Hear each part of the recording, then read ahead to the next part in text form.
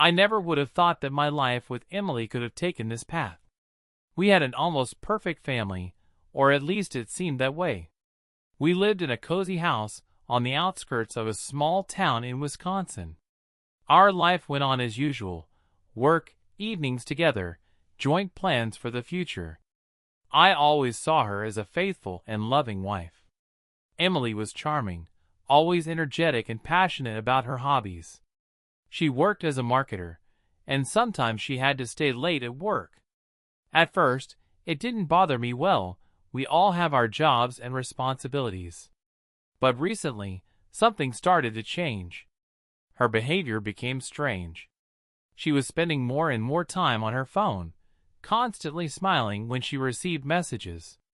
Her late nights at work became regular, and even when she was home, she seemed distant. When I tried to talk to her about it, she would just smile and say, "Oh, honey, you know how busy my job is. There's no point in worrying." At first, I tried to believe it. We could all have busy schedules, and I realized that her work was important to her. But the feeling of anxiety didn't go away.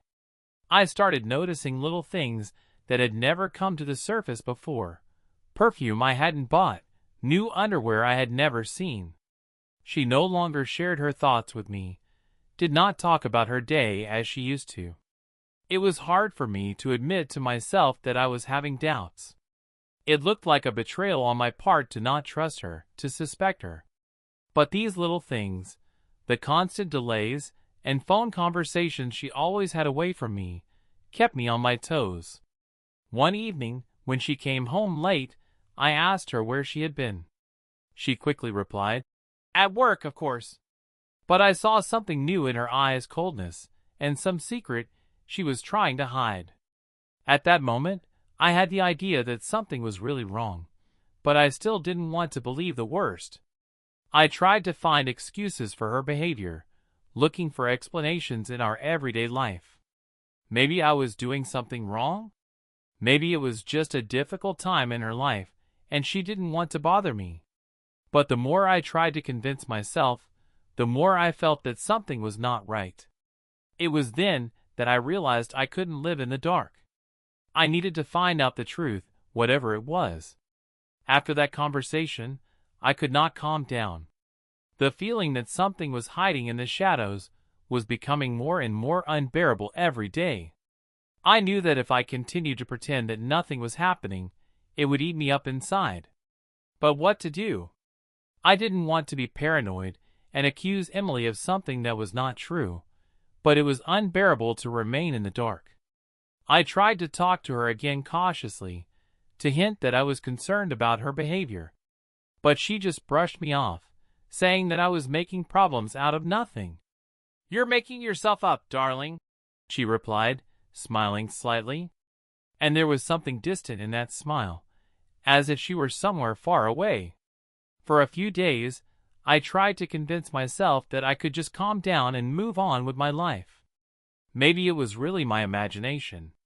Maybe Emily was just going through a difficult period at work. But then something switched inside me. I realized I couldn't put it off any longer. I needed proof, and I decided to find out the truth, whatever it was. It was then that I came up with the idea of contacting a private detective. At first, this idea seemed radical, even a little ridiculous. Hiring a detective to spy on my own wife? It sounded like something out of a cheap novel. But I couldn't let go of the idea. The time for doubt was over, and I had to find out what was really going on. The next day, I found several detective agencies on the internet. After much deliberation, I chose one about which I had read good reviews. I called and made an appointment. On the way to the detective's office, I felt mixed emotions: fear, shame, even a little guilt. Was I doing the right thing? But at the same time, I realized that this was my only chance to find out the truth. The detective turned out to be a nice middle-aged man with a serious look. We sat in his small office, and I told him everything I had noticed over the past months: the evening delays, the constant phone calls, the distant behavior. He listened intently, never interrupting, and only when I finished did he nod his head. "We can figure it out," he said calmly. "I'll follow her for a few days, gather evidence if there is any. You'll get a report and photos if anything is found." There was no judgment in his voice, only professionalism. I paid him in advance and left the office feeling as if I had done something irreparable. But at the same time, I had a strange confidence. I would find out the truth, whatever it was. Now all I had to do was wait. The waiting was the worst part. Each day dragged on endlessly, and I became more and more absorbed in my thoughts. I began to look at Emily more closely, to notice every little thing. When she was getting ready for work, I found myself scrutinizing her clothes, her perfume, even the way she put on her makeup. Every move she made seemed to me to be part of some mysterious game that I didn't understand. And in the evening, I would sit in the dark, looking at the door, waiting for her to return, as if the judges were waiting for a verdict. Several days passed, and the detective was still silent. I barely slept those nights, nervously glancing at my phone, waiting for some kind of message. And then, one day, when I was returning home from work, the phone finally rang. It was a detective. "I have some news for you," he said, his voice sounding serious. "I'd like to meet with you tonight to discuss the results." My heart sank. Dozens of thoughts flashed through my mind. What had he found? Is my wife really cheating on me? And what will I do when I find out? I agreed to the meeting and after a short pause asked, Did she cheat?" The detective paused for a moment and answered quietly, "I think you'd better see for yourself." That evening, I went to his office with a heavy heart. When I opened the door, I smelled coffee mixed with the smell of old papers. The detective was sitting at his desk. His face remained serious, without any sign of emotion. He asked me to sit down and put an envelope on the table in front of me.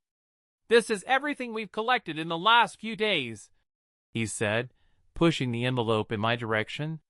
My hand shook as I took it and opened it. Inside were photos and several pages of printed text messages. The first photo showed my wife in a cafe. She was sitting at a table, and there was a man next to her. They were sitting close to each other, and I immediately recognized her smile, the one she used to smile at me only. In other photos, they were hugging in the parking lot and then entering the hotel. My heart felt like it was sinking in my chest when I saw them kissing in the car. All my worst fears were confirmed in an instant. I could feel the blood rushing to my head. Looking at the detective, I realized that he was not going to comfort me. It was his job, and he had done it. But for me, it was something more. It was the end of my faith, my world. "She has been meeting with this man for several weeks," the detective said. "They meet in different places, but always end up at the same hotel." He kept talking, but I couldn't listen to him anymore. My mind was blurred with pain and anger. I looked at the photos again. In each one of them was Emily, my Emily, the one I had once known. But now she was a completely different person. There was something distant and cold in each photo that made me feel like a stranger. She was no longer the woman I loved, and probably never would be again. "What now?" I asked, barely keeping myself from breaking down right there in this cramped office. The detective looked up and answered, "It's up to you now." I walked back home, holding the envelope with the evidence in my hands as if it were a verdict. A storm of emotions raged inside me: pain, anger, disappointment. Now I knew everything, and there was no room for doubt. The feeling that someone had torn out a part of my life and trampled on it was unbearable. But what now? How can I look her in the eye now? When I walked into the house, Emily was in the kitchen preparing dinner. She looked so calm and serene, as if nothing had happened.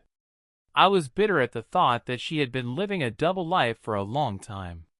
I tried to collect my thoughts, to find at least some rational explanation, but my anger and resentment were gaining momentum with each passing minute. "Emily, I began, trying to hide the anxiety in my voice. We need to talk. She turned around and looked at me with a slight surprise, but didn't say a word. I came closer, holding the envelope in my hands. What is this? She asked when she saw the papers. This is everything I wanted to tell you. But I won't explain anything. You'll see it for yourself. I threw the envelope on the table in front of her. Her face changed, anxiety and tension appeared. She hesitantly opened the envelope and began to pull out the photos. When she saw the first photo, her face turned pale. She quickly looked through the next photos, and I could see panic begin to fill her eyes. She closed the envelope and put it aside. Her hands were shaking, and she leaned on the edge of her chair. How do you explain this? I asked her coldly, though I was burning inside. Emily looked at me, opening her mouth, but the words seemed to be stuck in her throat. It's not what you think, she finally said, her voice trembling. It was just an accident, nothing serious. Her excuses sounded so trite that I was disgusted. Not what I think. I felt my anger boiling up and walked over to her sharply. You've been seeing him for weeks. You went to the hotel together, kissed in the car, lied to me. How could you? My voice grew louder, and I felt my hands start to tremble in pain. Emily raised her head sharply, and her eyes flashed with anger. And now what? You hired a detective to spy on me? What do you want me to say? Her voice rose, and suddenly I saw someone I didn't recognize at all. I want you to tell me the truth, I shouted, and my anger burst out. I want to know why you betrayed our marriage. Why did you betray me? She looked at me, and I saw coldness in her eyes. Because I don't love you anymore, she said quietly. These words fell on me like ice water. She just stood there, looking me in the eye, and there was no remorse or shame in her eyes. Only indifference. For a moment, I was speechless. It felt like everything I had built, everything I had invested in our relationship, had crumbled to dust. My head was buzzing, and I couldn't put my thoughts together. So that's it, I finally said, trying to pull myself together. You decided to just wipe out everything we had because you were bored? Her silence was the answer. Okay, I said after a long pause. Then I'm done with this game. I took the envelope from the table and walked toward the exit. She didn't try to stop me, didn't say a word. She just watched me go, and I saw only emptiness in her eyes. That evening I left the house, feeling that I was leaving not only the walls and furniture, but also a part of me. My marriage was over, and now I had to start a new life, a life without her. After that conversation, I went to the hotel. I couldn't stay in that house, where every room reminded me of our history together. As I sat down on the bed in the hotel room, I felt a wave of fatigue wash over me. It was as if my whole life had fallen apart in one day, and now I was left with only the pieces. The next morning, I woke up with a clear goal. I had no intention of remaining a victim. Emily had chosen her path. She had betrayed everything we had built together. Now it was time to act. I opened my laptop and started looking for a divorce lawyer. There was no point in dragging this process out. I decided that I would never let anyone treat me like this again. Over the next few days, everything seemed unnatural. I followed every step necessary for a divorce, as if on automatic. Talking to a lawyer, collecting documents, discussing the terms of property division. I thought it would be harder, that I would be overwhelmed with emotions. But in fact, I felt only cold determination. Emily tried to talk to me a few times, but I was relentless. Her words sounded hollow, and each of her excuses only strengthened my resolve to finish it as soon as possible. There was more confusion than confidence in her eyes now, but I didn't care. She was already a stranger to me, as far away as if we had never been together. One evening she called me, probably for the first time since I left. Her voice was quiet, and I could hear a hint of sadness in it. "I'm sorry for what happened," she said. But I didn't feel anything anymore. There was no anger, no resentment, only emptiness. "It doesn't matter anymore," I replied dryly. "Our paths have parted. I wish you happiness, but our story is over." These words came out unexpectedly easily, and I felt relieved. She did not answer, and the conversation ended. The next day we signed the divorce papers. I put the last signature, and a silent echo sounded in my head.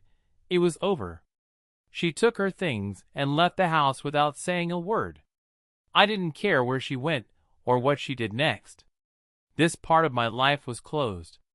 After the divorce, life began to gradually return to normal. I went back to work, tried to fill my day with as many things as possible so as not to leave time for reflection. From time to time, my friends asked me how I was holding up. "I'm fine," I always answered. And it was true.